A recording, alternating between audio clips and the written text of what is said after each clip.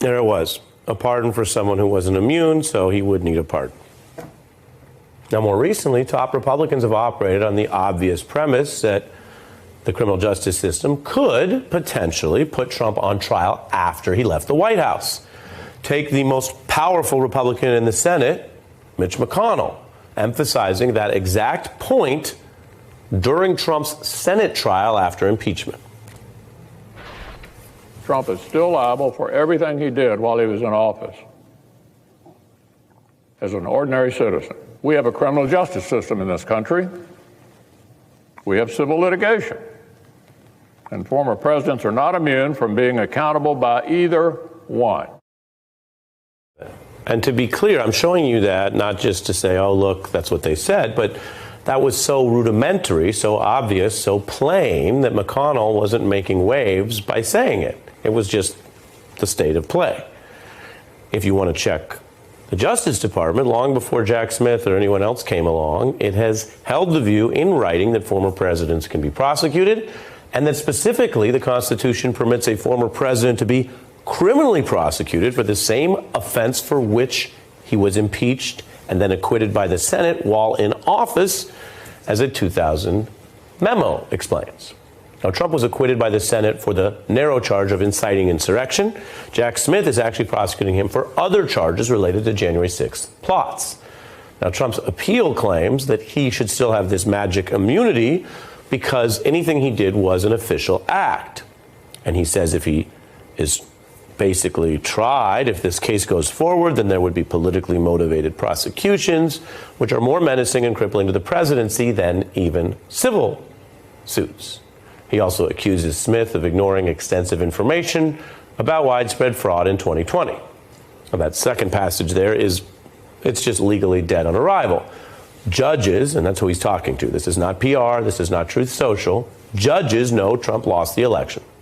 They know that no court, let alone the Supreme Court, found the kind of widespread fraud that could alter the outcome in a single state, let alone the several states that Trump lost by.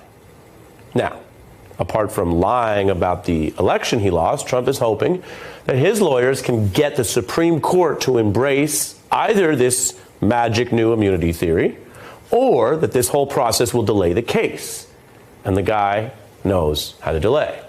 Smith is trying to warn this court and eventually the Supreme Court, where you'll see these arguments again if they were to take the case, that even if courts found that tempting, or even if there was a partisan basis, that you were just trying to help Trump, if you think judges operate that way, there would still be larger alarm bells and danger in that precedent. Smith saying that total immunity would shield a president who instructs the FBI director to plant incriminating evidence on a political enemy, or protect a president who incites his supporters during a State of the Union address to kill opposing lawmakers, to ensure that he remains in office unlawfully. Now, Trump's lawyers do not have a very good response about deterring that. They argue instead that the impeachment of a sitting president and then the potential removal by the Senate would be enough.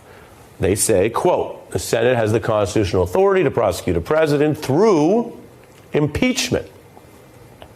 And there's a little problem here, and I know it might feel like we're getting out into an episode of 24, but I'm literally just reporting exactly what Jack Smith, who's a serious straight shooter, and the Trump lawyers are arguing about.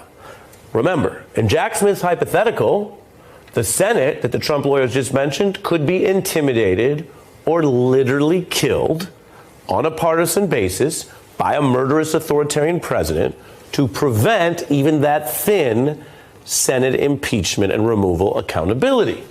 Smith is warning the judges about this amidst a very recent history we lived through, when Trump fans openly tried to hang the sitting vice president at the time, to assassinate Republican Mike Pence. They built a gallows, for goodness sake, and then legislators, including Republicans, you see there, were sent sprinting away to avoid harm or death, a scene that Trump's lawyers want the courts to forget, both in this appeal that I'm telling you about tonight and the potentially more serious criminal trial, if it happens, planned for March. Now, these scenes, which again would become evidence in the March trial, led to the fastest impeachment ever, where Trump's own lawyers actually reiterated this point just mentioned tonight moments ago that Nixon took the pardon because otherwise he could have been arrested, convicted, and imprisoned. Now, Trump's lawyers even dangled that as the obvious alternative to ousting him from the White House with a few days left over the insurrection impeachment. And I'm going to show you exactly what I mean. Attorney for Trump, Bruce Castor, told the senators how Trump could be arrested just after he's out of office.